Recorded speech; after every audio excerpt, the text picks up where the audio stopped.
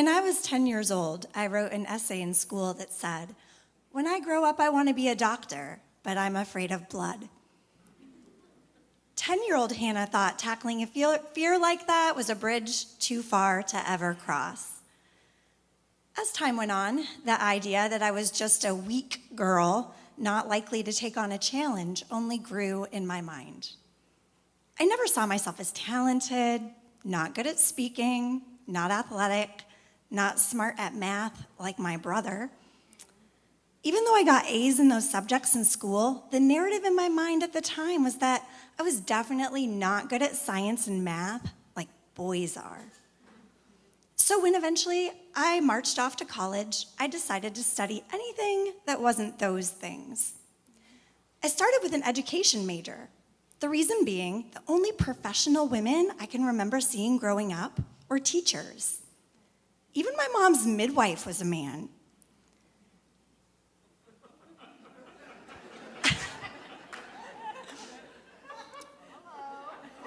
However, I quickly changed my major when I took a political science course that captivated me.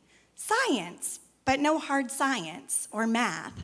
No chemistry labs, no calculus. Count me in.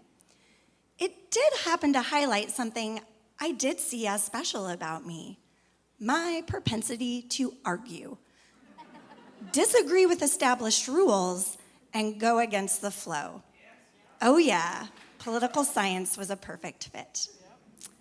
So I graduated and started a master's, and amidst a series of absolutely devastating and life-changing events, including the death of my dad, I dropped out. Quitting my master's felt like a big failure. But amidst all the death and sadness that descended on my life during that time, I realized something. Failure is not the worst thing that can happen. And from that moment on, everything changed. So longing to connect with my father's memory, I abandoned every other path and decided to pursue business instead, like he had. So I got the idea to start a coffee shop, only I had no money. So I worked 3 minimum wage jobs and went to every bank in town and finally convinced one to give me a small business loan, and I marched forward with my plans and opened a coffee shop and roastery.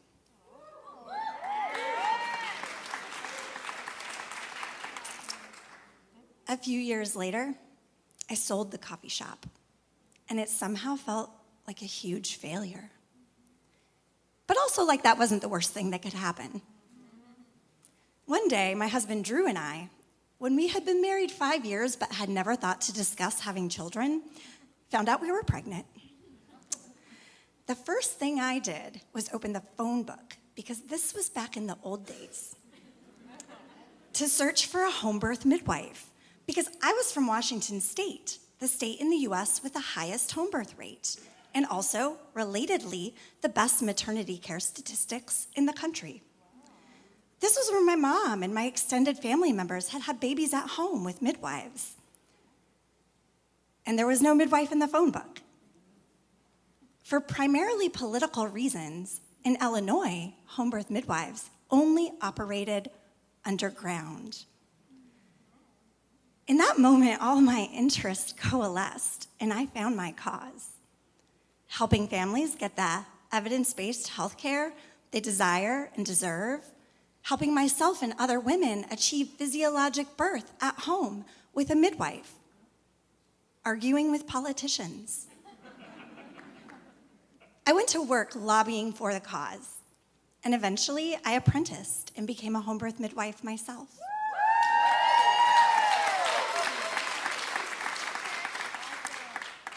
Now, the way that certified professional midwives are trained is an apprentice model. We're trained in the field, on the job, and it didn't require any advanced science or advanced math. The bachelor degree I already have was an adequate starting point. So I spent years studying during my kids' nap times and attending births while they slept at night and got my certification. But there was still one problem. Certified professional midwives are not licensed in Illinois. I regularly thought back to that first birth I had attended in my training, where there was, trigger warning, so much blood.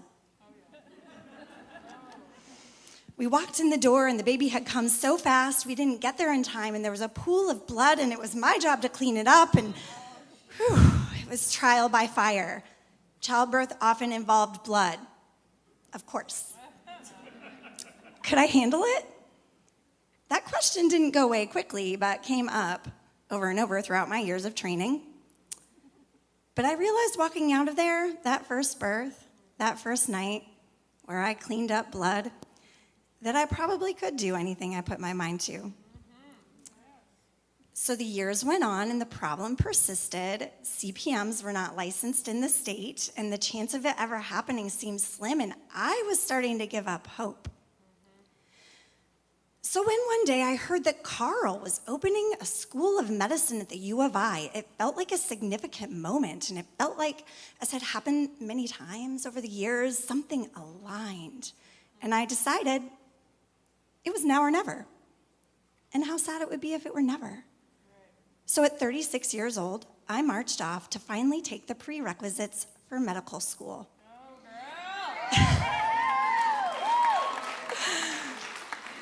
At the local community college to hopefully eventually take my shot. What's a dream anyway if you don't try to follow it? I thought maybe I'll fail, but maybe I won't. It helped that my best friend, who is also my husband, believed in me wholeheartedly and encouraged me to jump. This is the same man who once took a 2-month leave from his job when I said, "Let's go live in Haiti for the winter," and proceeded to homeschool our children and potty train our terrorist toddler in a village in Haiti while I caught babies at a local birth center there.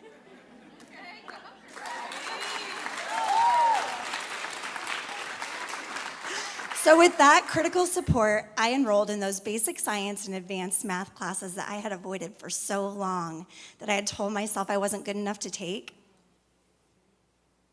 The first weeks of that initial chemistry class felt impossible. Nothing was coming easily. So one day, while hanging out at the coffee shop that I co-own here in Danville with my brother Sam, the one who's good at math, I saw a kid from my chemistry class. Only this wasn't any college kid. This was a high school kid taking college classes, exactly 20 years my junior. And I realized I felt less intimidated by him than I did those 19, 20-year-olds who had it all together. So I marched over and used my clout as an older person and the owner of the coffee shop that he was sitting in to convince him to study with me, study chemistry, and of course it worked. We became a very unlikely pair of friends, this 16-year-old high school kid and 36-year-old middle-aged woman, as he so rudely called me. And we traveled together on this pre-med path and encouraged one another along the way. Wow. I finished my prerequisites and I started studying for the MCAT, widely regarded as one of the most difficult tests ever written. During the pandemic, with 4 children at home being homeschooled, I studied for the MCAT. While I stayed out all night working as a midwife, helping families stay at home and avoid the hospital during a global pandemic, I studied for the MCAT. And I finished a calculus course and studied for the MCAT, and I cooked breakfast, lunch, and dinner for special diets every day for my kids, and studied for the MCAT. And then one day, in mid-2020, I took the MCAT. And I did really well, by the way.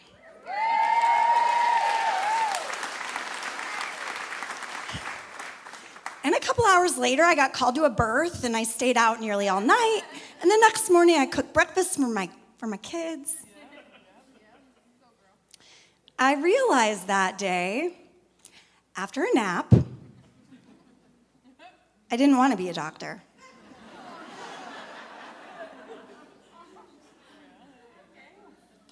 I had already done whatever it was I had set out to do. I proved to myself I could do hard things. And I loved the clinical practice I already had.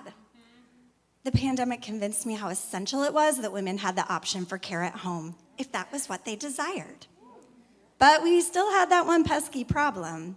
Certified professional midwives were not licensed in Illinois, as they were in other states. Should I leave?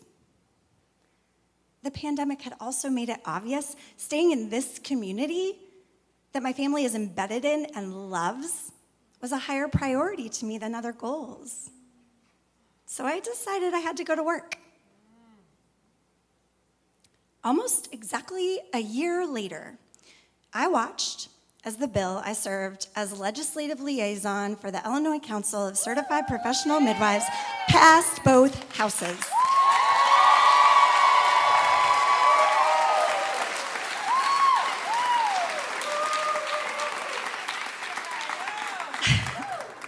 I got to be in the room when Governor Pritzker signed the historic piece of legislation that women before me had worked on year after year for over 40 years.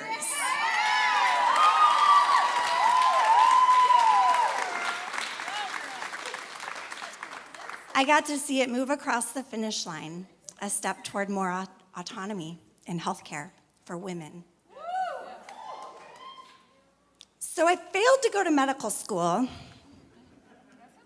but I learned so much. I love science and math, maybe not so much math. And I learned it's never too late. Empowered by those two things, I found the most rigorous scientific training program where I could explore the science of maternal health and nutrition, which I had fallen in love with throughout the process. And I'm so proud to say that in about 6 weeks, I will graduate with a master's in Molecular and Cellular Biology at UIUC.